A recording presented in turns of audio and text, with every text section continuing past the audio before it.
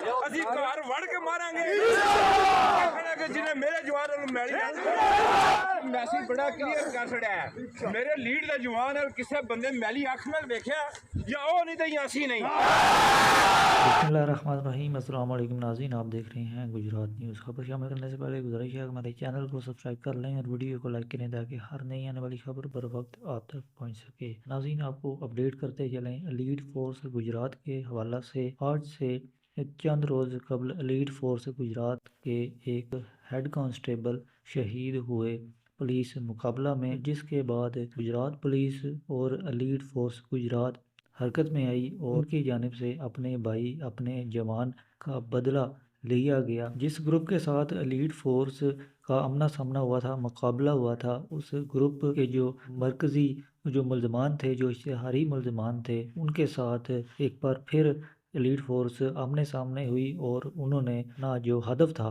اس کو حاصل کیا۔ 17 گھنٹے کا طویل پولیس مقابلہ ہوا، جس کے بعد ملزم فیصل ہنج اپنے ساتھیوں سمیت جو ہے وہ اس پولیس مقابلہ میں مارا گیا میڈیا کے مطابق۔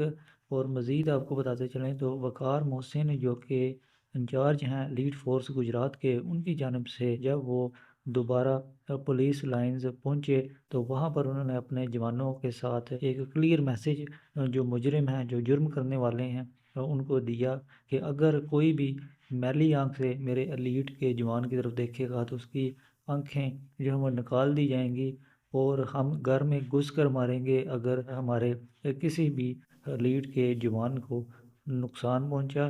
اگر کسی کا ایک بھائی ہو تو وہ اس پر جو ہے وہ بہت مان کرتا ہے۔ طارق عزیز شہید کے 400 بھائی ہیں، جس کی شہادت کا بدلہ جو ہے وہ آج اس کے بھائیوں نے لے لیا ہے۔ یہ ناظرین ان کی گفتگو کا خلاصہ جو انہوں نے آپ کے ساتھ شیئر کیا ہے۔ اپنی رائے سے ہمیں کمنٹ باکس میں ضرور آگاہ کیجیے گا۔ اگلی ویڈیو تک کے لیے دیجیے اجازت۔ اللہ حافظ۔